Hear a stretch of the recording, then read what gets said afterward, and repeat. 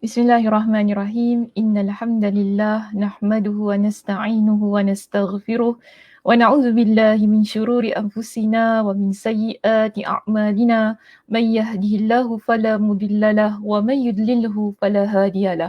Wa asyhadu an la ilaha illallah wahdahu la syarikalah wa asyhadu anna Muhammadan 'abduhu wa rasuluh. Amma ba'd. Rabbi shrah li sadri wa yassir li amri wahlul 'uqdatam min lisani yafqahu qawli. Rabbi zidni ilma warzuqni fahma. Allahumma inna nas'aluka ilman nafi'a wa rizqan tayyiba wa amalan mutaqabbala. Assalamualaikum warahmatullahi wabarakatuh. Apa khabar jemaah muslimah kita di Masjid Al-Muttaqin? Sihat semuanya pada pagi ini? Lihat siapa.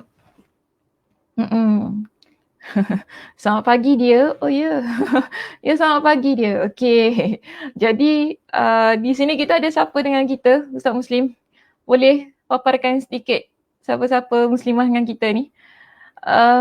Kita ada Kak Som. Ya, salam ceria. Assalamualaikum warahmatullahi. Salam ceria. Ya. Kak Suryati, selamat pagi Ustazah dan sharing. Terima kasih Kak Suryati kerana berkongsi kan kuliah kita dengan teman-teman yang lain. Waalaikumsalam warahmatullahi. Embun, selamat pagi juga kepada Embun. Ini tak payahlah, dia memang nekkan budak ni. Cakap pasal dia orang belakang ni ya. Assalamualaikum Ustazah. Dr. Sakinah. Waalaikumsalam warahmatullahi. Dan semua sahabat kuliah Duha Muslimah Masjid Al-Muttaqin yang lama ya kita tak jumpa teman-teman kita ni. Mudah-mudahan ya muslimah semuanya satu hari Allah Subhanahu Wa Taala memberikan kesempatan untuk kita bertemu secara fizikal. Mudah-mudahan. Wallahu a'lam lah bila keadaannya. Okey, baik, alhamdulillah. Hari ini kita akan menyambung pengajian kitab kita iaitu Jami'ul Ulum wa Al-Hikam. Kita berada di halaman yang keberapa? Boleh tolong Ustazah kongsikan di ruangan komen? Mereka yang mengikuti kuliah ini secara konsisten, istiqamah.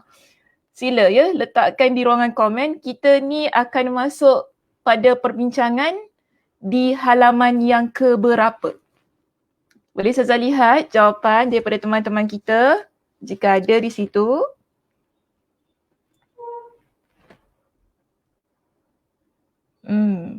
Oh, Asfar pun ada dengan Ustazah pagi ni.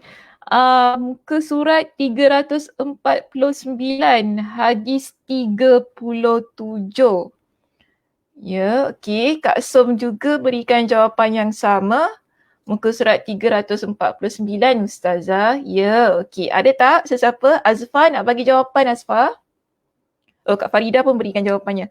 Hadis 37, muka surat 349. Okey. Betul ke? Sengaja memang ini. Betul ke? Muka surat 349 ni? Ni dah ramai orang ni. Letak page 349 hadis 37. Okey, baik. Betul lah. Tak salah tu jawapannya. Sama Ustazah. Asfar je tak jawab lagi. Sama Ustazah. Dia bagi love sekali. Terima kasih Asfar. Love Ustazah. Ustazah pun love Asfar.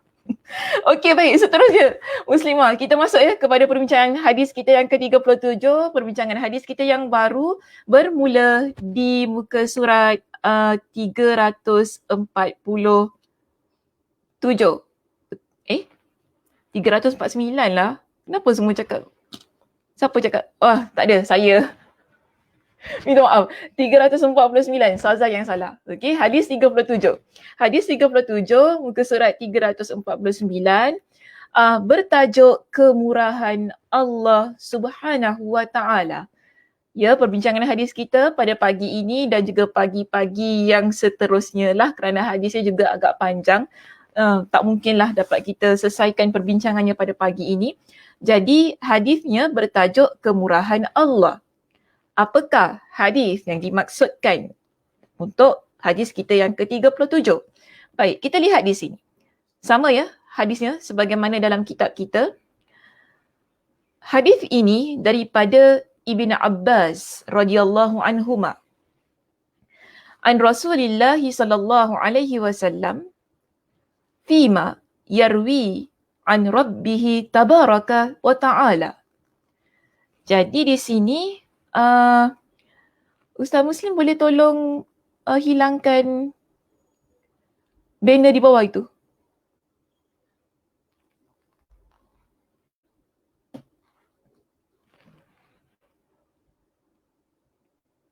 Terima kasih Ustaz Muslim. Okey, baik. Seterusnya kita lihat di sini. Hadisnya ya. Hadis ini adalah hadis Qudsi. Ya, hadis Qudsi. Sebab itu kita lihat pada sanadnya di situ permulaan ataupun sumber pengucapannya adalah dari Allah Subhanahu Wa Taala. Jadi hadis yang begini kita panggil ia sebagai hadis Qudsi. Ya, sebab tu kita dapati ya an rabbihi tabaraka wa ta'ala. Apa yang Allah Subhanahu wa ta'ala firmankan dalam hadis ini, jika kita lihat dalam kitab kita diterjemahkan sebagai yang baginda riwayatkan dari Tuhan baginda yang maha banyak kebaikannya lagi maha tinggi. Jadi Nabi SAW bersabda di sini berdasarkan firman Allah Subhanahu wa ta'ala itu tadi, innallaha katabal hasanati wassayyiati thumma bayyana dhalika faman hamma bihasanatin falam ya'malha katabaha Allahu 'indahu hasanatan kamilatan wa in hamma biha fa'amilaha katabaha Allahu 'azza wa jalla 'indahu 'ashra hasanatin ila 700 dhi'fin ila adha'afin katsiratin wa in hamma bisayyi'atin falam ya'malha katabaha Allahu 'indahu hasanatan kamilatan wa in hamma biha fa'amilaha katabaha Allahu sayyi'atan wahidatan. Jadi ini hadis yang berkaitan kemurahan Allah Subhanahu wa taala itu tadi. Apa yang dimaksudkan dalam hadis ini? Ya, apa yang cuba Nabi SAW sampaikan menerusi firman Allah dalam hadis ini. Jadi Nabi SAW menjelaskan kepada kita ya tentang firman Allah Subhanahu wa taala tersebut yang mana Nabi kata begini. Sesungguhnya Allah telah menetapkan kebaikan dan keburukan. Jadi dalam hidup kita ni ya muslimah, kita semua tahu ada perkara baik, ada perkara buruk. Dan Allah Subhanahu wa taala telah tetapkan mana yang baik, mana yang buruk. Kalau kita baca Al-Quranul Karim, ya, kita baca hadis Nabi SAW, kita akan dapati ada banyak perkara-perkara yang baik yang telah diajarkan kepada kita, diberitahu kepada kita. Begitu juga dalam hadis, dalam Al-Quran tadilah sebagaimana saya sebutkan. Ada banyak perkara buruk yang dijelaskan ataupun diberitahu kepada kita. Ini adalah perkara yang buruk. Contoh, zina perkara buruk. Berbohong perkara buruk. Mengkhianati orang lain perkara buruk. Menzalimi orang lain adalah perkara buruk. Maknanya sudah dimaklumkan kepada kita tentang hal yang sedemikian. Jadi di sini Nabi kata apa? Allah menjelaskan kepada kita tentang dua keadaan itu tadi. Kebaikan dan keburukan. Bagaimana Allah Subhanahu wa taala menjelaskan kepada kita? Di sini Nabi SAW menerangkan. Ya, apa kata Nabi? Iaitu menerusi firman Allah Subhanahu wa taala itu tadi. Nabi kata, siapa berkeinginan untuk melakukan kebaikan namun belum melakukannya, maka Allah mencatatnya di sisinya sebagai satu kebaikan yang sempurna.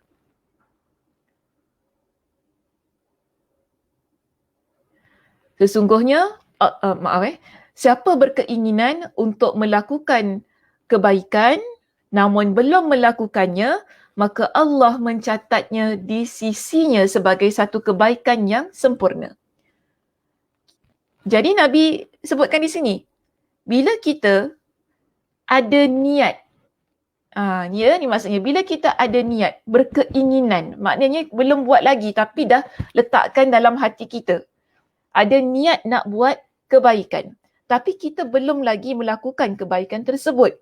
Di sini Nabi kata, Allah akan catatkan satu kebaikan yang penuh kepada kita, walaupun kita belum lakukannya. Dan Nabi SAW juga sebutkan di sini, siapa pula yang berkeinginan untuk melakukan satu kebaikan, lalu melakukannya. Jika tadi dia tak buat, tapi niatnya dah ada. Dan sekarang ini, berniat, berkeinginan nak buat kebaikan dan dia memang buat sebagaimana yang dia inginkan itu tadi. Tentang kebaikan. Maka Nabi kata Allah mencatat di sisinya sebagai 10 kebaikan hingga 700 kali ganda, hingga beberapa kali ganda, mengikut kepada keinginan Allah Subhanahu Wa Taala, kehendak Allah Subhanahu Wa Taala. Dapat bezakannya apa yang Nabi SAW sebutkan itu tadi? Tak apa, jangan risau. Nanti kita masuk kepada syarah hadisnya, kita akan lebih faham apa yang cuba dijelaskan kepada kita di dalam hadis ini. Baik, kita pergi kepada perenggan yang kedua pada slide saya di sini. Kalau dalam kitab pun ada maksud hadisnya, boleh rujuk. Pada perenggan kita yang kedua, ia adalah perbuatan yang sebaliknya. Jika tadi kita fokus kepada kebaikan, masuk kepada perenggan yang kedua, Nabi SAW jelaskan kepada kita tentang keburukan. Yang mana Nabi kata, dan jika dia berkeinginan untuk melakukan keburukan, namun dia belum mengerjakannya. Maknanya dia tak buat. Belum buat. Ya, maka Allah mencatatnya sebagai kebaikan yang sempurna untuknya. Dia tak buat, tapi niatnya ada untuk buat perkara yang buruk. Ya, perkara yang jahat. Tapi dia tak buat. Mungkin dia tak jadi. Dia tahu benda tu berdosa. Kan? Dia tahu perkara itu berdosa, maka sebab tu dia tinggalkan, dia takut azab Allah, maka di sini Allah berikan kepada dia dengan satu kebaikan. Berbeza. Jika sekiranya, Nabi kata, dia lakukan sebagaimana yang dia inginkan tadi kejahatan tu. Nabi kata apa di situ? Maka Allah mencatatnya sebagai satu dosanya. Satu dosanya. Ya, satu. Tidak dilipat gandakan. Baik. Sila lihat kepada syarah hadis kita yang terdapat dalam kitab ini. Iaitu di muka surat 350. Ya, hadis ini diriwayatkan oleh Imam Muslim. Ada juga riwayat daripada Imam Al-Bukhari.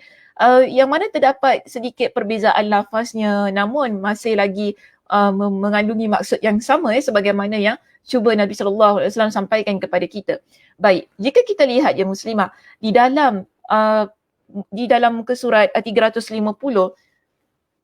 pada syarah hadis ini dijelaskan kepada kita bahawa ada banyak hadis. Ada banyak hadis yang semakna dengan ini. Maknanya ada banyak hadis yang Nabi SAW sampaikan kepada kita yang semakna dengan ini untuk menunjukkan bahawa betapa murahnya Allah Subhanahu Wa Taala kepada hamba-Nya. Walaupun pada soal kebaikan dan keburukan. Sebagaimana yang terdapat dalam kitab kita ini antaranya, selain daripada hadis yang menjadi topik perbincangan kita yang terletak di bawah topik kemurahan Allah, hadis yang ke-37, ada banyak hadis-hadis yang lain dan dalam kitab kita ini mendatangkan satu lagi hadis untuk menguatkan hadis yang ada di bawah tajuk kemurahan Allah itu tadi. Apakah hadisnya? Kita lihat di sini. Sebagaimana juga yang terdapat di dalam kitab kita, ada sebuah hadis yang diriwayatkan daripada Abu Hurairah radhiyallahu an. Dia kata begini, anna Rasulullah sallallahu alaihi wasallam qala, sesungguhnya Rasulullah sallallahu alaihi wasallam bersabda, yaqulullah, Allah Subhanahu wa taala berfirman, idza arada 'abdi ay ya'mala sayyi'atan fala taktubuha alaihi hatta ya'malaha. Allah kata di sini, jika hamba-Ku dia nak melakukan perbuatan yang tidak baik, sayyi'ah, maksudnya perbuatan yang buruk, perbuatan yang jahat, fala taktubuha alaihi, janganlah kalian menulisnya. Kalian ni maksudnya Allah refer pada malaikat. Jadi kita ada kan malaikat yang mencatat amal baik kita, amal buruk kita. Jadi di sini Allah pesan kepada para malaikat yang mencatat itu. Jika ada hamba aku yang mana mereka itu dia nak buat kejahatan itu, jangan kalian catat hatta, ya Allah kata hatta ya'malaha, sehingga dia lakukan. Dosa perbuatan itu jangan dicatat sehingga dia lakukan. Maknanya apa? Maknanya beginilah, kalau dia tak buat, tak ada dosa lah bagi dia. Kan? Tak perlu dicatatkan tentang hal itu. Jadi, seterusnya untuk hadis ini, Allah kata begini, fa in amilaha faktubuha bimisliha. Jika sekiranya dia buat, jika sekiranya dia buat juga apa yang dia inginkan tentang kejahatan itu, barulah kalian tulis. Faktubuha bimisliha. Tulislah sama sebagaimana apa yang dia buat. Kalau dia buat satu dosa lah. Begitu keadaannya. Ya? Baik. Wa in tarakaha, tapi jika sekiranya dia meninggalkannya, wa in tarakaha min ajli, jika sekiranya orang itu, hamba aku, dia tinggalkan perbuatan jahat tersebut min ajli. Ingat ya, di sini muslimah ada perkataan yang Allah sebutkan min ajli. Maksudnya ialah kerana aku. Orang itu dia tak jadi buat jahat bukan sebab dia tak nak orang dia malu dengan orang ke apa, bukan, tapi kerana dia takutkan Allah. Itu maksudnya min ajli, kerana aku. Lalu Allah kata di sini faktubuha lahu hasanatan, maka tulislah untuk dia satu kebaikan. Sebaliknya Allah kata begini, wa idza arada an ya'mala hasanatan falam ya'malha faktubuha lahu hasanatan. Namun kalau dia, hamba Allah ini, kan hamba aku ini, Allah kata pada malaikat, bila dia nak buat kebaikan tapi dia tak buat lagi, falam ya'malha faktubuha lahu hasanatan. Tulis untuk dia satu kebaikan. Fa in amilaha, tapi kalau dia buat, tadi dia belum buat kan, Allah dah suruh tulis satu kebaikan. Namun fa in amilaha, kalau dia buat sebagaimana yang dia inginkan berkenaan dengan kebaikan itu, faktubuha lahu bi'ashri amthaliha ila 700 dhi'fin. Itu kata Allah kepada malaikat berkenaan kita ni yang ada niat nak buat baik dan sebagainya. Jadi yang terakhir itu Allah kata beginilah. Lihat kepada perenggan yang kedua di slide saya itu, yang terakhir sekali bahagiannya, Allah kata jika dia melakukannya, iaitu kalau orang itu tadi hamba Allah Subhanahu Wa Taala, dia nak buat baik. Dia memang berniat nak buat baik. Kemudian dia betul-betul buat sebagaimana yang dia niatkan berkaitan dengan kebaikan itu. Allah pun beritahu kepada para malaikat yang mencatat, catatlah 10 kebaikan baginya. Bahkan hingga 700 kali ganda. Hadis ini riwayat Imam Al-Bukhari. Sama tak dengan apa yang menjadi topik perbincangan kita hadisnya yang awal-awal tadi kita baca? Sama. Dan ada banyak hadis yang begini menjelaskan kepada kita. Bahkan nanti kita akan bincangkan dalam Al-Quran Al-Karim juga. Allah Subhanahu Wa Taala menyebutkan tentang perkara yang sama. Bila kita lihat di sini, dijelaskan kepada kita di perenggan yang bawah itu setelah pengarang kita iaitu Imam Ibn Rajab Al-Hanbali mendatangkan hadis ini untuk menguatkan hadis yang menjadi topik perbincangan kita. Dia kata apa? Nas ataupun dalil-dalil ini. Dalil pertama, dalil yang kedua, kan yang kita baru baca tadi, ia mengandungi petunjuk bahawa kebaikan dan keburukan itu dicatat. Sekejap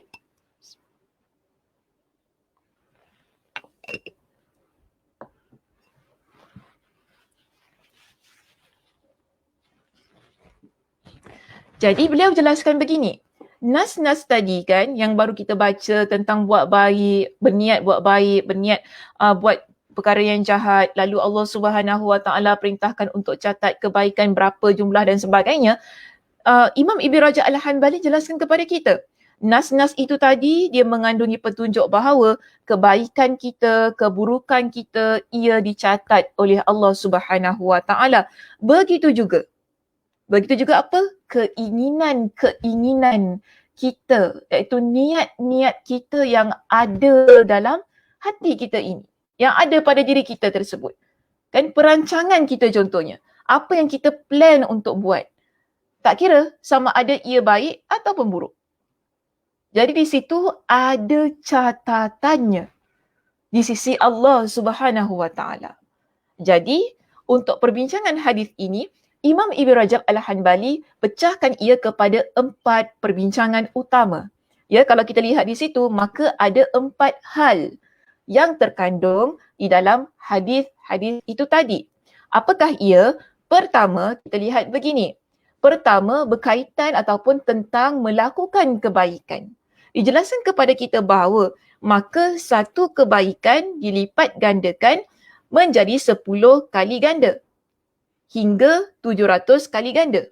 Bahkan hingga ganda-ganda yang lebih. Dia tak semestinya berhenti pada 700. Ya, satu kebaikan yang kita buat, yang kita dah buat, kebaikan itu Allah berikan kepada kita dengan satu kebaikan, 10 kebaikan. Ya, 10 kebaikan dari sudut pahalanya, kan, daripada sudut perkara-perkara yang mendatangkan kebaikan dalam kehidupan kita. Jadi Allah beri, kita ambil macam Allah beri markah lagi tu. Nak mudah faham ya di sini kan. Okey, Allah beri markah. Contoh 10 kali. Tapi tak berhenti pada 10. Dia boleh berganda hingga ke 700 kali ganda. Bahkan boleh melebihi daripada 700 kali ganda. Ikut kepada apa yang Allah inginkan. Ya, berkenaan tentang kebaikan itu. Jadi tak mustahil. Jika lebih daripada 700, mungkin 800, mungkin 900, mungkin 1000 atas kehendak Allah Subhanahu Wa Taala. Kerana apa? Kita lihat di sini. Hadis-hadis itu tadi ya berkaitan tentang Allah mencatat satu kebaikan menjadi 10 kali hingga 700 kali ganda kebaikannya, ya, pahala yang Allah berikan kepada seseorang. Hal itu juga ada disebutkan Allah Subhanahu Wa Taala di dalam Al-Quranul Karim. Pertama, berkaitan 10 kali itu tadi kan. Okey, kita lihat di sini. Dalam kitab kita juga ada ya Muslimah, dijelaskan kepada kita dalam surah Al-An'am pada ayat yang ke-160. Ya, surah Al-An'am pada ayat yang ke-160, Allah jelaskan kepada kita, man jaa bil hasanati falahu asyru amthaliha. Sesiapa yang membawa amal kebaikan iaitu pada hari kiamat, maka baginya balasan 10 kali ganda dari kebaikan yang sama dengannya. Nampak ya? Perbincangan ini menjadi lebih kuat. Kerana apa? Kita ada hujah daripada hadis, kita juga ada hujah daripada Al-Quranul Karim. Ia saling menguatkan antara satu dan yang lain, dan sekarang ni kita berada satu keadaan yang mana mantap kefahamannya bahawa kita buat satu perkara yang baik, Allah Subhanahu Wa Taala akan catatkan kepada kita dengan 10 kali ganda itu. Sama kebaikannya. Jadi tak rugi kalau kita buat perkara yang baik.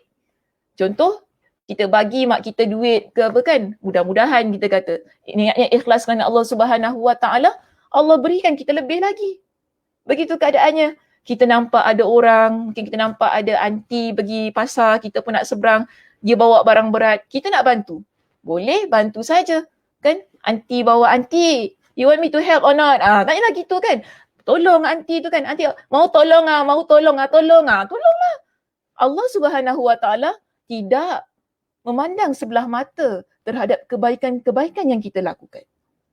Bahkan Allah Subhanahu Wa Taala berikan kepada kita dengan pahala lebih daripada kita buat satu, Allah bagi kita 10. Bahkan boleh lebih daripada itu. Kerana apa? Di dalam Al-Quran pada ayat yang lain, Allah Subhanahu Wa Taala menjelaskan kepada kita tentang apa yang kita buat, ia boleh dapat pahala lebih dari 10 kali ganda. Jika tadi Allah jelaskan berkenaan dengan 10. Tapi ada di tempat lain dalam Al-Quran Allah jelaskan ia boleh jadi lebih daripada 10. Sebagaimana yang terdapat dalam surah Al-Baqarah pada ayat yang ke-261 ini. Ya, dalam kitab kita juga ada ya, Muslimah boleh lihat di situ, yang mana di muka surat 351 dijelaskan kepada kita di perenggan yang kedua di situ, sedangkan penambahan pelipat gandaan lebih dari 10 kali lipat atau 10 kali ganda adalah bagi sesiapa yang Allah kehendaki. Allah bagi, sebab tu daripada tadi ya saya tekankan perkataan Allah bagi pada siapa yang Allah kehendaki. Tak mustahil Allah boleh beri kepada kita. Tak mustahil itu berlaku. Sebagaimana perumpamaan yang diberikan di sini. Apa perumpamaannya? Mathalul ladzina yunfiquna amwalahum fi sabilillah. Bandingan derma, iaitu orang-orang yang membelanjakan hartanya pada jalan Allah. Apa kata Allah? Kamathali habbatin ambatat sab'a sanabila fi kulli sumbulatin mi'atu habbah. Sama seperti sebiji benih yang tumbuh menerbitkan 7 tangkai. Ya, menerbitkan 7 tangkai. Fi kulli sumbulatin mi'atu habbah. Tiap-tiap tangkai itu pula mengandungi 100 biji. Wallahu yudha'ifu liman yasha'. Dan ingatlah Allah akan melipat gandakan pahala bagi sesiapa yang dikehendakinya. Dan Allah maha luas itu rahmat kurnianya. Lagi, Allahu wasi'un alim, lagi meliputi ilmu pengetahuannya.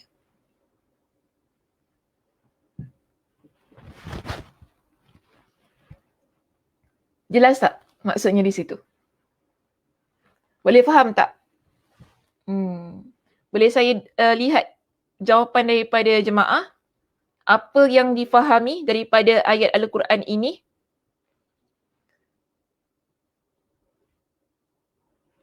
Kak Aisyah, faham tak ayatnya?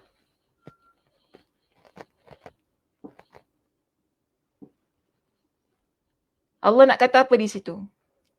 Allah berikan perumpamaan tentang orang yang menginfakkan, mereka yang bersedekah harta mereka di jalan Allah.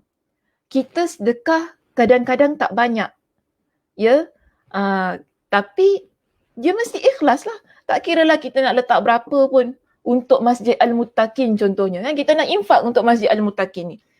Masjid Al-Muttaqin pun tanya, awak nak letak dekat tabung 10 sen ke? Masjid Muttaqin pun tak tanya gitu. Ya, tak ada orang nak tanya kita. Kita nak letak berapa, kita nak bagi berapa, kan? Tak ada. Dan di sini kita lihat mereka yang menginfakkan hartanya ikhlas, ya. Dia mesti ikhlas. Sebab apa-apa yang kita buat, jika tak ikhlas, dia kira burn. Macam tu. Jadi kalau kita nak dapatkan pahala-pahala sebagaimana yang sedang kita bincangkan ini, keikhlasan letakkan di tempat yang pertama. Nak buat apa-apa kerana Allah, kerana Allah, kerana Allah. Jadi Allah kata apa?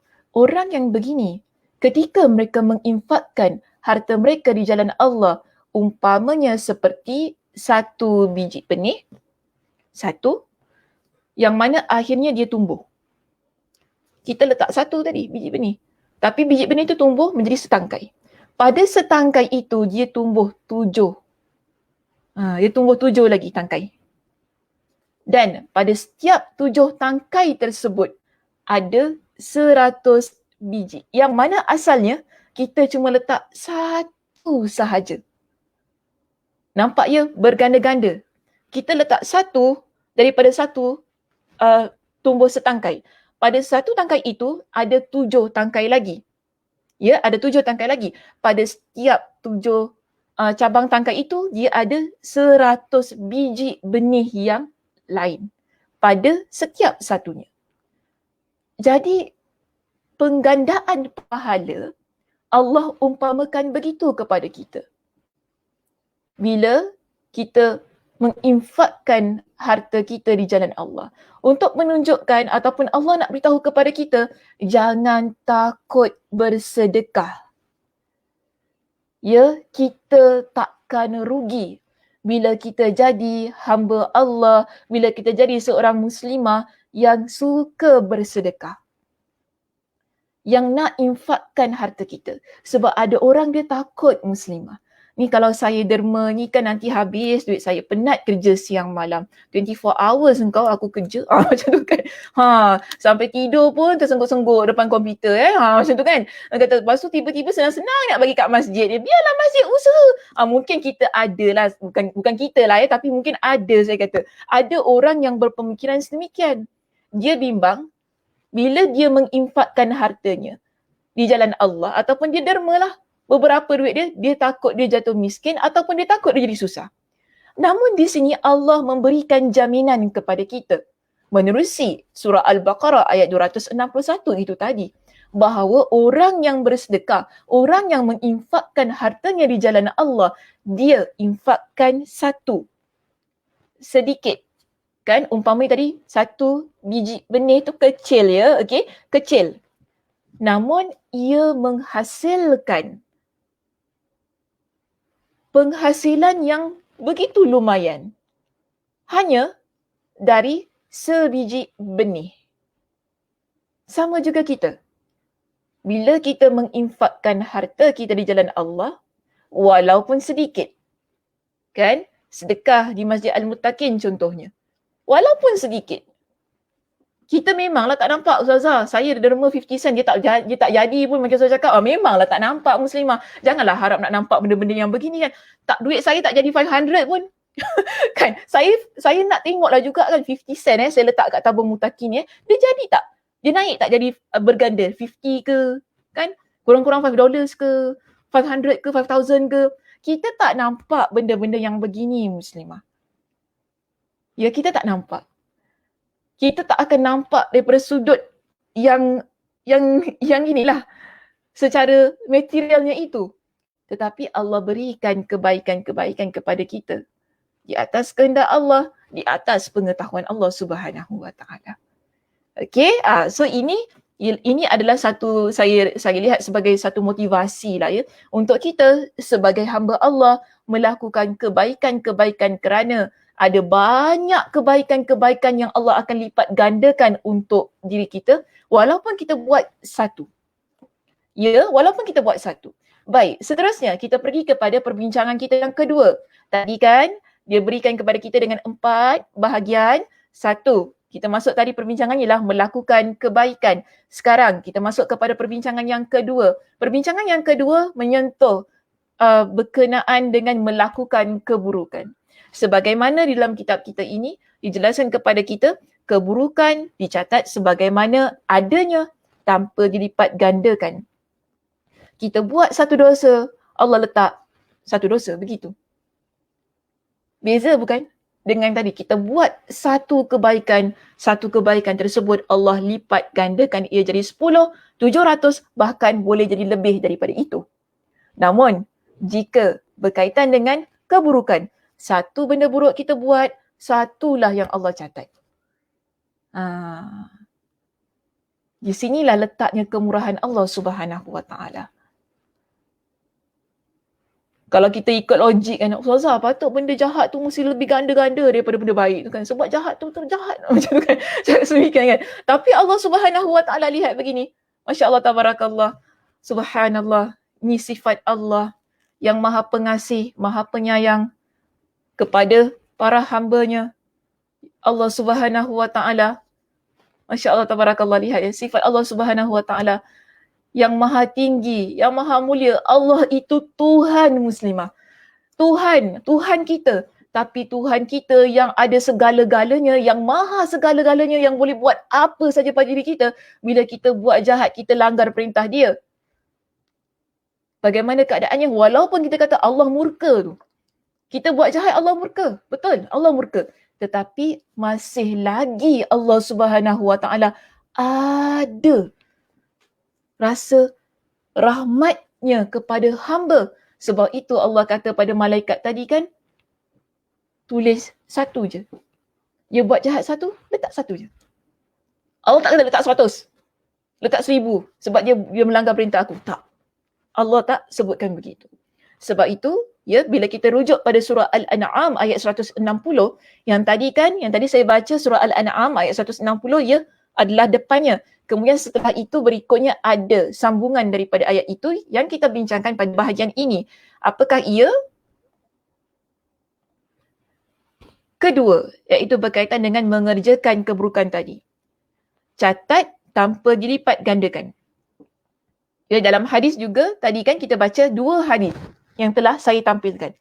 Allah tetap catat. Kita buat perkara buruk, Allah suruh malaikat catat. Tapi Allah tak suruh malaikat catat tu dalam keadaan yang mana untuk lipat gandakan dosa dia. Tidak begitu. Satu dosa dia buat, satulah kita catat untuk hamba Allah itu tadi. Kerana apa di sini juga, apa yang kita bincangkan daripada dalam hadis itu tadi kan, dia ada penguatnya. Iaitu daripada Al-Quran surah Al-An'am ayat 160. وَمَنْ جَاءَ بِالسَّيِّئَةِ فَلَا يُجْزَى إِلَّا مِثْلَهَا وَهُمْ لَا يُظْلَمُونَ. Dan sesiapa yang membawa amal kejahatan, maka dia tidak dibalas melainkan kejahatan yang sama dengannya. Sedang mereka tidak dianiaya sedikit pun. Kenapa Allah Subhanahu Wa Taala tidak menggandakan dosa itu tadi? Kerana Allah tidak menganiaya hamba-Nya.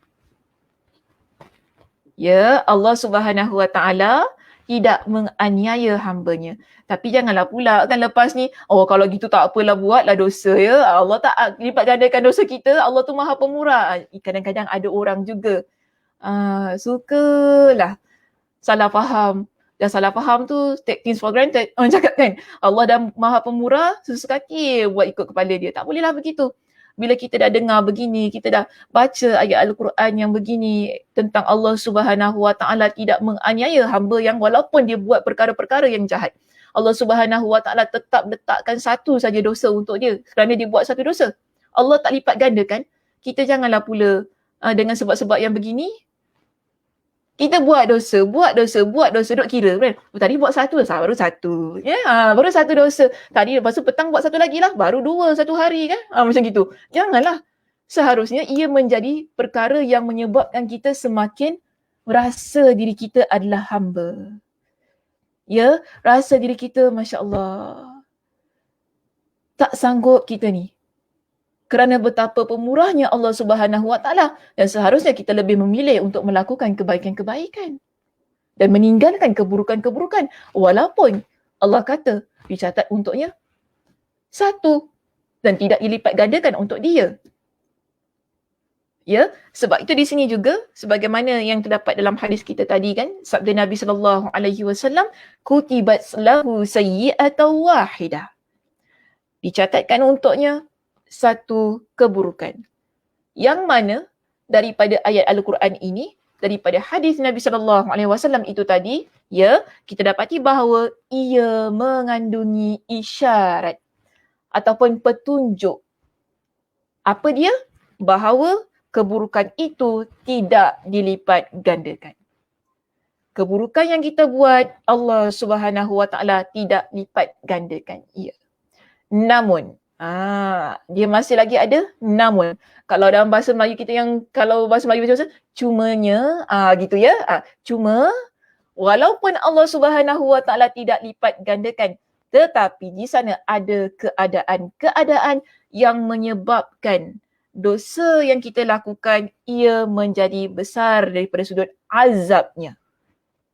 Ada keadaan-keadaan, ya, yang menyebabkan dosanya menjadi besar azabnya.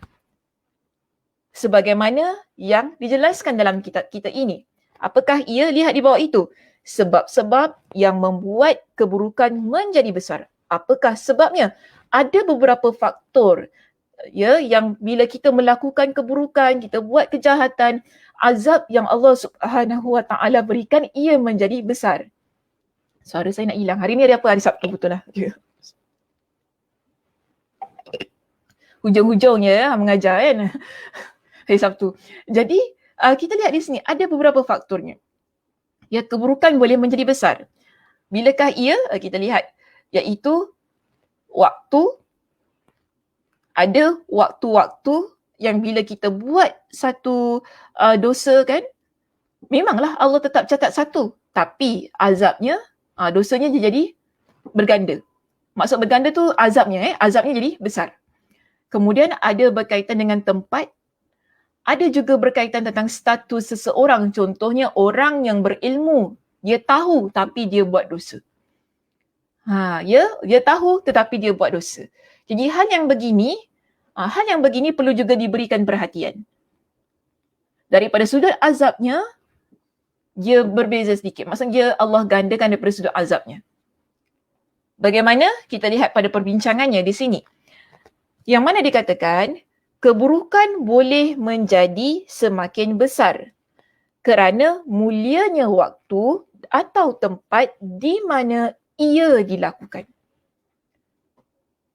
Kita buat dosa itu di satu masa ataupun di satu tempat yang mana dianggap mulia.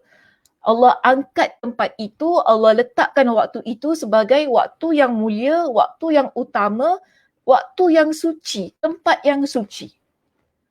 Jadi kalau kita buat dosa pada waktu yang sedemikian, pada tempat yang sedemikian, maka di sini dikatakan ia akan menjadi besar dosa itu. Sebagaimana firman Allah Subhanahu wa taala. Sebagaimana firman Allah Subhanahu wa taala yang mana Allah Subhanahu wa taala sebutkan berkenaan dengan faktor waktu. Apa kata Allah? Inna iddatash syuhuri 'indallahi 12 syahran fi kitabillahi yawma khalaqas samawati wal arda minha arba'atun hurum. Dzalika ad-dinul qayyim fala tazlimu fihinna anfusakum. Maksudnya, sesungguhnya bilangan bulan-bulan di sisi hukum Allah ialah 12 bulan. Kita ada 12 bulan. Ini dalam bulan-bulan Islam kita ya. Yang telah ditetapkan dalam kitab Allah semasa Allah menciptakan langit dan bumi. Di antaranya 4 bulan yang dihormati.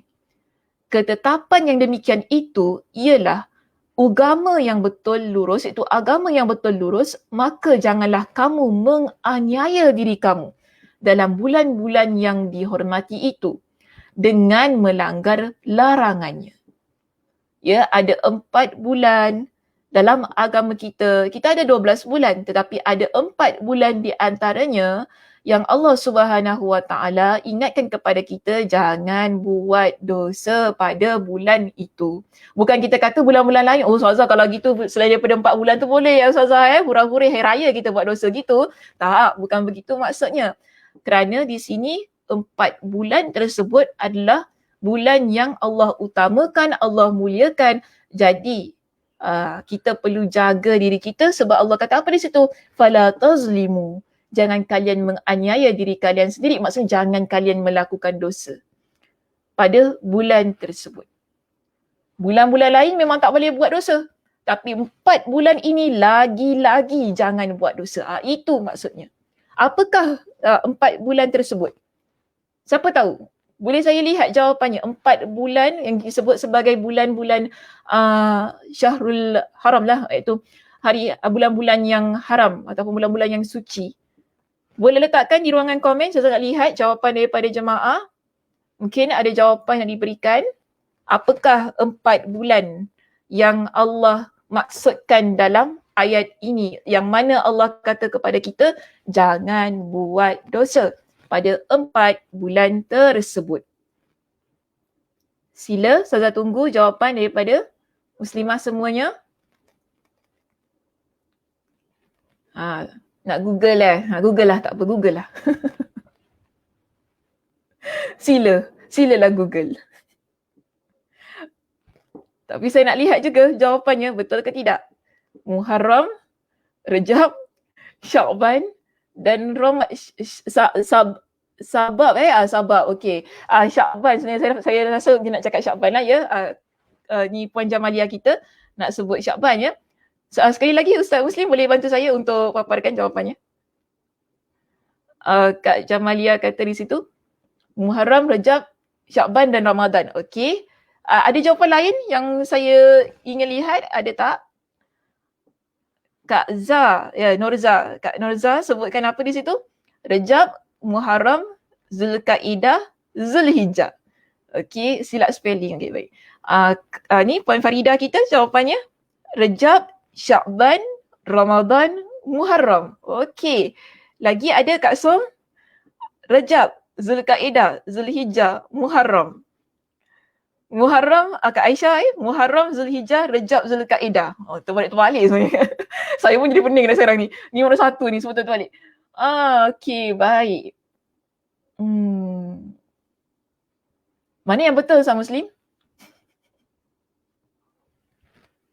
Tu, dia letakkan jawapan di situ ya.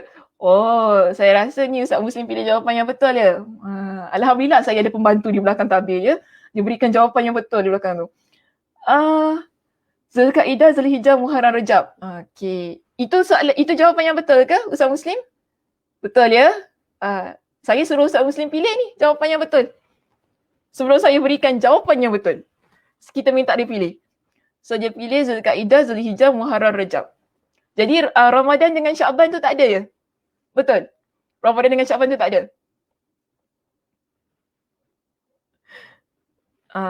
Tu Puan Sofia Sofi bulan Rajab, bulan Syakban, Ramadan, Muharram. Okey, Syakban, Ramadan. Baik. Terima kasih kepada semua muslimah ya yang berikan jawapan kepada kita pada pagi ini pada tentang soalan saya apakah 4 bulan yang haram itu.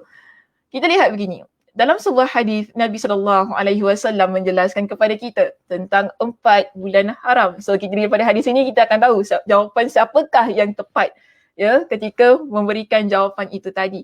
Baik, Nabi SAW beritahu kepada kita az-zamanu qad istadara ka hayatihi yauma khalaqallahu as-samawati wal ardh. Zaman iaitu masa terus berjalan dari sejak awal penciptaan langit dan bumi. As-sanatu 12 syahran minha arba'atun hurum. 1 tahun, ya, Nabi jelaskan kepada kita ada 12 bulan. Di antaranya minha arba'atun hurum. Di antaranya ada 4 bulan haram, maksudnya bulan suci. Jadi apa jawapan Nabi? Mutawaliyatun. Ya, mutawaliyatun. 3 bulan berurutan. Maknanya dia dekat-dekatlah 3 bulan itu. Apakah ia? Zulqa'dah wa Zulhijjah wal Muharram. Okey. 3 bulan yang berurutan iaitu bulan Zulkaidah, bulan Zulhijjah dan bulan Muharram. Lalu Nabi kata apa? Wa Rajab. Itu bulan Rajab yang berada antara Jumada wa Sya'ban. Ya, yang berada antara Jumada wa Sya'ban. Itu yang maknanya bulan Rajab itu berada antara bulan Jamadil Akhir dan juga bulan Sya'ban. Jadi di sini, okey, bulan Ramadan dan bulan Sya'ban tadi kita tak kategorikan ia sebagai bulan 4 bulan haram. 4 itu sahaja sebagaimana yang Allah Subhanahu Wa Taala sebutkan dalam surah apa tadi yang baru kita baca? Ni surahnya tadi kan, iaitu surah At-Taubah ayat 36. Yang Allah ingatkan kepada kita pada 4 bulan haram itu, fala tazlimu fihinna anfusakum. Jangan kalian lakukan perkara yang menganiaya diri kalian, maksudnya jangan lakukan dosa. Pada 4 bulan itu, ya, sebagaimana yang Nabi SAW jelaskan kepada kita, iaitu bulan Zulkaidah, Zulhijjah, Muharram dan juga bulan Rajab. Jadi kita perlu lebih menjaga diri kita agar tidak sesuka hati melakukan dosa pada 4 bulan ini. Walaupun tadi kan kita kata, alah Ustazah, Nabi kata kita buat satu dosa, Allah catat satu dosa, tak kisahlah buat satu pun tak load. Senang kan macam tak load. Ya ke tak load? Tapi kena ingat, ya, tak load nanti loading betul-betul ni. Tak load kan. So kita kena ingat begini, ada masa ada waktu yang Allah ingatkan kepada kita. Jika bulan lain, Allah Subhanahu Wa Taala memanglah kata, jangan buat dosa. 4 bulan ini lebih-lebih lagi, jangan melakukan. Sebab itu kalau kita lihat kepada syarah ayat surah At-Taubah ayat 36 tu tadi kan, apa disebutkan dalam kitab kita, kita ada riwayat, ada pendapat daripada Ali ibn Talha rahimahullah yang dipetik ya di dalam oleh Imam Ibn Rajab Al-Hambali, dimuatkan dalam kitabnya, dijelaskan kepada kita muka surat 352 ya muslimah. Saya nak masuk pada penerangan tentang ayat ini. Ayat yang mana Allah larang kita agar melakukan dosa pada 4 bulan yang diharamkan itu. Sekali lagi saya tekankan, bukan maksudnya Allah tak larang kita pada bulan-bulan yang lain tu tak boleh buat dosa, bukan gitu. Bulan lain tak boleh buat dosa, 4 bulan ini lebih-lebih lagi usaha jangan lakukan dosa. Ya, dan di sini dijelaskan kepada kita menerusi pentafsiran ayat ini, surah At-Taubah ayat 36, diambil satu pendapat daripada Ali ibn Talha rahimahullah, yang mana beliau berkata melalui riwayat dari Ibn Abbas radhiyallahu anhuma berkaitan dengan ayat fala tazlimu fihinna anfusakum. Apa maksudnya? Yakni dalam semua bulan-bulan itu kemudian Allah mengkhususkan dari 4 bulan dan Allah menjadikannya sebagai bulan-bulan haram. 4 bulan tadi ya, saya dah jelaskan apakah bulannya, mengagungkan keharamannya dan menjadikan perbuatan dosa padanya lebih besar. Jadi ini pendapat daripada Ibn Abbas radhiyallahu anhuma. Ibn Abbas ni sahabat Nabi ya, okey, bukan orang sembarangan. Ibn Abbas radhiyallahu anhuma. Jadi Ibn Abbas ketika dia mentafsirkan ayat ini, dia kata apa? Allah jadikan ya perbuatan dosa pada bulan-bulan tersebut, pada 4 bulan haram itu sebagai satu dosa yang padanya lebih besar. Azabnya lebih besar dosanya, serta amal soleh dan pahala padanya juga lebih besar. Bila kita buat kebaikan, kita buat perkara-perkara yang soleh ya pada 4 bulan yang Allah Subhanahu Wa Taala haramkan itu tadi, pahalanya dilipat gandakan. Bahkan saya yakin dia lebih daripada apa yang telah kita bincangkan. Tadi kita kata satu kebaikan kita buat, Allah bagi kita 10 sampai 700 bahkan lebih ganda. Namun kalau kita buat pada bulan-bulan haram itu kebaikan-kebaikan tadi kan, mudah-mudahan ia akan lebih daripada 700 kerana kesucian bulan tersebut. Begitu juga bila kita buat perkara dosa. Perkara dosa, tadi kan Ibn Abbas kata, kalau kita buat perkara dosa pada bulan-bulan yang Allah Subhanahu Wa Taala haramkan itu, dosanya akan jadi lebih besar. Azabnya lebih pedih keadaannya. Dan dia lihat di sana ada pendapat daripada Qatadah. Qatadah rahimahullah berkata mengenai ayat ini. Dia pendapatnya mengenai ayat ini iaitu surah At-Taubah ayat yang ke-36, ketahuilah bahawasanya kezaliman pada bulan-bulan haram. Kezaliman tu maksudnya kita buat dosa, kita buat maksiat, kita menzalimi orang lain, menganiaya orang lain, buat jahatlah. Senang kata buat jahat. Apa-apa, yang kecil ataupun yang besar. Kan kadang-kadang orang pun ni masalah juga muslimah. Tak apa, kecil je kan, dosa kering. Macam tu, dosa kering, dosa mana kering, tak tahulah orang-orang punya istilah dia. Baik, kita lihat di sini, apa kata dia? Kalau ya kezaliman kita lakukan pada bulan-bulan haram adalah lebih besar kesalahannya dan dosanya dibandingkan dengan bulan-bulan lainnya. Sekalipun kezaliman dalam keadaan apa pun tetap tidak boleh. Akan tetapi Allah Subhanahu Wa Taala menganggap besar dari urusannya apa yang dikehendaki olehnya Subhanahu Wa Taala, itu Tuhan kita. Jadi kita perlu lebih berhati-hati ketika kita berada di 4 bulan haram itu tadi. Sekarang kita berada di bulan Rejab. Masih lagi tu? Bulan Rejab dah habis ke belum? Dah habis ke belum? Dah habis ke belum bulan Rejab ni? Kan kita pun tak tahu kita kat bulan apa ya. Bulan apa ni tiba-tiba Ramadan. Puasa dah. Macam tu keadaannya kan. Dah ganti puasa ke belum? Puasa dah. Oh, tak tahu pula nak puasa kan. Tiba hari raya macam tu kan. Tapi kena ingat 4 bulan tadi tu ya, perlu kita take note lah orang kata. Perlu kita perhatikan agar jangan kita ni sesuka hati lebih untuk kita usahakan menjaga amalan kita. Kerana buat perkara yang soleh, pahalanya lebih besar. Buat perkara yang jahat pula, lebih digandakan azabnya di sisi Allah Subhanahu Wa Taala.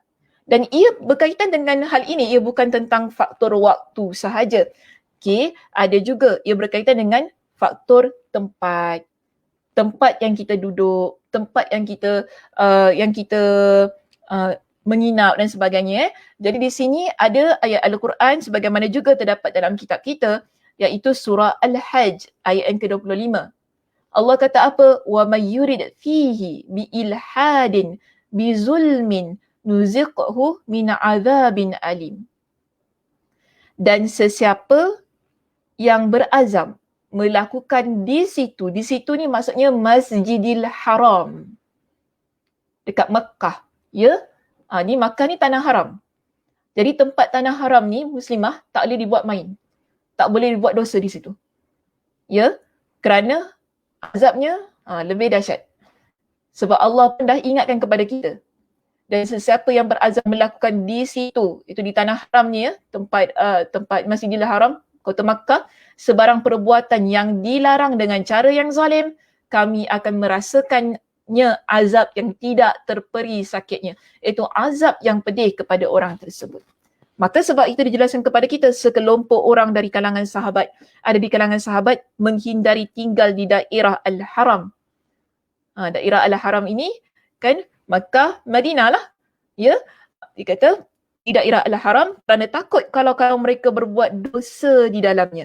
Di antara mereka adalah Ibn Abbas radhiyallahu anhuma sendiri dan Abdullah ibn Amr bin al-As radhiyallahu anhuma. Dan Abdullah bin Amr bin al-As radhiyallahu anhuma pernah berkata, apa dia kata? Perbuatan dosa di dalamnya adalah lebih besar.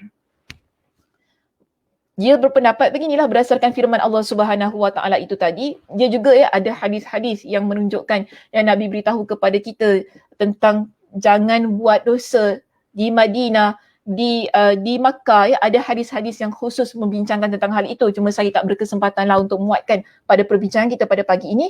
Namun secara umumnya tempat tanah haram ini, ya, sebagaimana disebutkan daerah Al-Haram, bila dilakukan dosa di dalamnya, dosanya juga lebih besar. Azabnya lebih besar. Itu juga yang Allah Subhanahu Wa Taala sebutkan dalam surah Al-Hajj pada ayat yang ke-25 itu tadi. Baik, selain daripada faktor tempat, ya, kita juga ada faktor, kita kata status seseorang.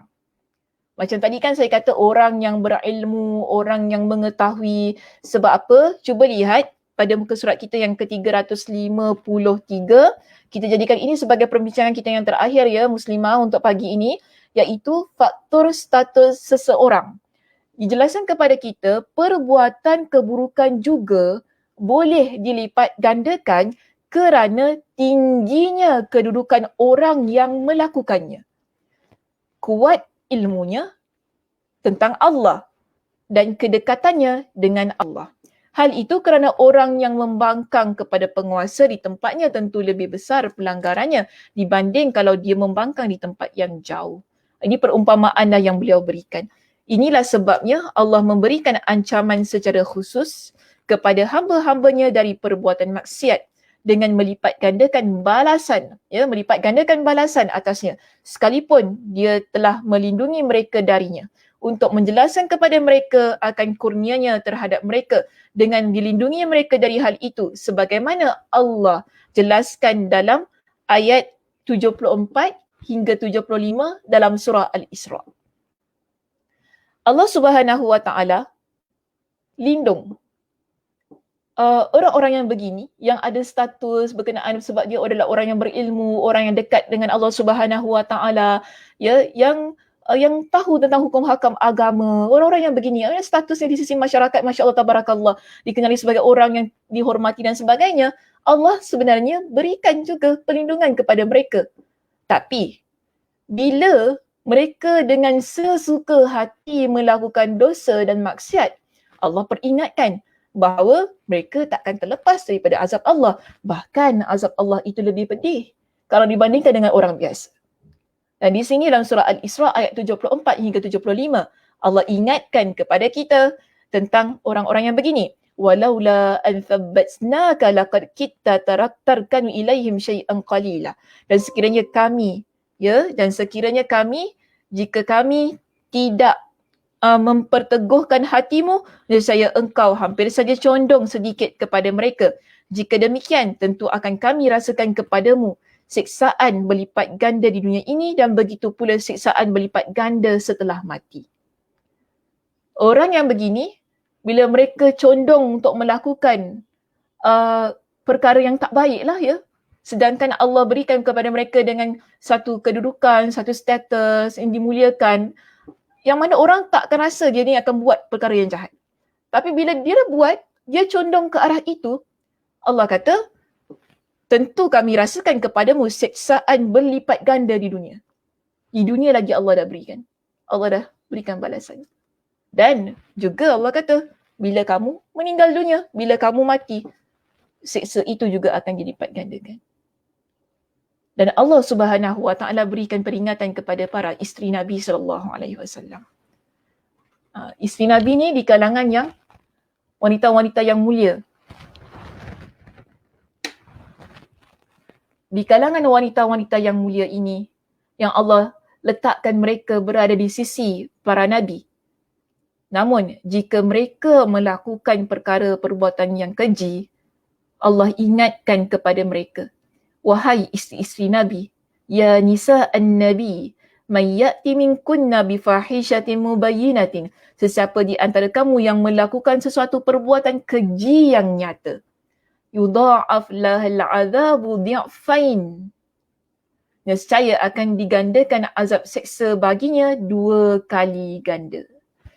Wa kana dzalika 'ala Allah yasira. Dan hukuman yang demikian itu, maknanya bila Allah Subhanahu Wa Taala nak lipat gandakan 2 kali azab itu kepada mereka, Allah kata ia adalah perkara yang mudah untuk Allah laksanakan. Bukan perkara yang susah. Tak mustahil, Allah boleh lakukan. Dan ini peringatan yang Allah berikan kepada para isteri Nabi. Kerana status mereka, kedudukan mereka yang dekat dengan Nabi kan, yang duduk di samping Nabi sallallahu alaihi wasallam, ya isteri-isteri Nabi lah semuanya, untuk menunjukkan bahawa mereka ini dipandang sebagai contoh kepada wanita-wanita di luar sana. Jadi perlu lebih-lebih lagi mereka menjaga diri mereka daripada perbuatan-perbuatan keji. Dan jika sekiranya mereka ini sengaja melakukan dosa, maka di situ Allah ingatkan dosanya, azabnya berlipat kali ganda. Allah kata dhi'fain, dilipatkan 2 kali ganda untuk mereka. Secara umumnya, kalau kita nak apply pada keadaan kita, kita boleh lihat situasi sekarang ini ialah orang yang berilmu, Allah Subhanahu Wa Taala berikan kepada mereka dengan kepandaian, kebijaksanaan, hikmah ya dalam hal-hal agama. Namun kalau sekiranya orang yang begini, mereka menjadikan agama untuk mencapai tujuan-tujuan mereka yang tidak baik, itulah datangnya ancaman Allah yang berlipat ganda untuk mereka. Jadi betul, memanglah Allah kata tadi dalam Al-Quran, dalam hadis Nabi bahawa ya orang-orang yang melakukan dosa, Allah suruh catat bagi mereka dengan 1 dosa. Tetapi sebagaimana yang kita bincangkan tadi, ada keadaan. Contohnya faktor tempat, faktor waktu dan juga faktor status diri seseorang yang menyebabkan dosa, azab bagi dosa itu dilipat gandakan oleh Allah Subhanahu Wa Taala. Okey, itu sahaja perbincangan kita untuk pagi ini Muslimah. Mudah-mudahan ada manfaatnya yang dapat kita raih menerusi perbincangan kita pada pagi ini. Ada apa-apa yang ingin dipertanyakan? Dipersilakan sebelum saya mengakhiri kuliah kita. Jika ada, dipersilakan.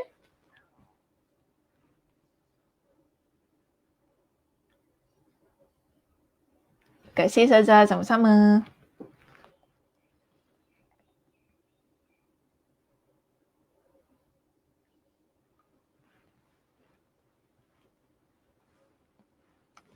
Ada tak soalan? Tak apa, admin saya di belakang tabir ya, Ustaz Muslim, dia setia menanti juga. Ya tunggu tu, mana soalan? Tak ada soalan ya. Alhamdulillah, terima kasih Zaza. Alhamdulillah, terima kasih juga kepada Kak Zah. Suara saya memang betul-betul dah. Dia dah jadi macam suara Ella lah. Seriously, saya dah rasa lain macam ada suara tu kan. Dia dah jadi macam serak.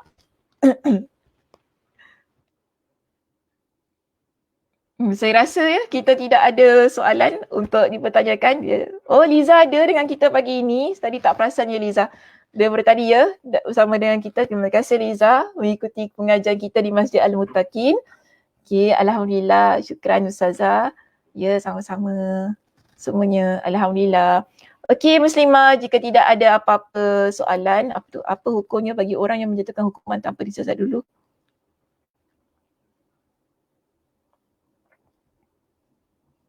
Apa hukumnya bagi orang yang menjatuhkan hukuman tanpa disiasat dulu?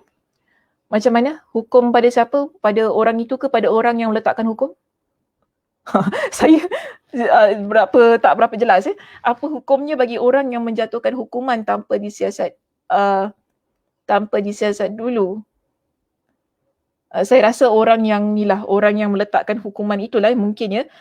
Di sini bagi saya lah, pendapat saya secara personal ialah saya nak letakkan hukum ni susah ya Puan Embun Pagi, sebab meletakkan hukum ni dia adalah tugas Allah. Ya, tugas Allah. Kita belajar tentang hukum itu salah, ini adalah daripada Allah juga. Bila Allah kata ini salah tu salah kan. Okey, begitu keadaannya. Jadi kalau tanya soalan yang umum begini, agak sukar juga untuk saya meletakkan, oh ni dosa ni salah apa kan. Tak bolehlah kita nak kata gitu. Cuma bagaimana etikanya kita ni sebagai seorang yang beriman kepada Allah. Ya, sebelum kita nak letakkan apa-apa hukuman ataupun apa-apa penilaian tentang mungkin dosa, maksiat yang orang itu lakukan, yang perlu kita lakukan ialah memang kena siasat terlebih dahulu. Kalau tidak, bimbang ia akan jadi fitnah. Kalau begitu keadaannya, bila ia jadi fitnah, pastilah kita tahu fitnah itu hukumnya bagaimana kan? Fitnah hukumnya adalah dosa besar. Dibimbangi menjadi hal yang sedemikian. Jadi apa-apa pun, kerana kita pun tak nak memfitnah orang lain kan, sehingga orang itu rasa dirinya difitnah, dizalimi, dilakukan perkara-perkara yang tak baik ke atas diri dia. Sebab mungkin bila kita dah jatuhkan satu hukuman yang tanpa kita siasat, menyebabkan jatuh maruah diri dia, aib pada diri dia dan sebagainya, yang menyebabkan dia rasa dia dah tak boleh nak hadap orang dah, sedangkan dia tak buat perkara itu kerana kita menjatuhkan hukuman tanpa disiasat terlebih dahulu. Ia adalah perkara yang menzalimi diri dia. Kita tahu fitnah, menzalimi adalah dosa besar. Jadi kita sebagai seorang Muslim, ya, sebelum kita nak letakkan apa-apa hukuman, sebelum kita nak kata apa-apa, kena kita siasat terlebih dahulu. Fatabayyanu, itu perintah Allah. Itu perintah Allah. Allah perintahkan kepada kita supaya kita tabayyun. Tabayyun tu maksudnya periksa, siasat sebelum kita kemukakan, sebelum kita cakap tentang sesuatu perkara agar ia tidak menjadi fitnah. Okey, wallahu a'lam bishawab. Terima kasih Puan Embun atas soalannya, mudah-mudahan terjawab ya. Jadi dengan itu saya pun tutuplah kuliah kita pada pagi ini. InsyaAllah kita jumpa pada minggu hadapan di waktu yang sama, di hari yang sama, di tempat yang sama. Okey, saya tutup dengan tasbih kafarah. Subhanakallahumma wa bihamdika asyhadu an la ilaha illa anta astaghfiruka wa atubu ilaik. Assalamualaikum warahmatullahi wabarakatuh.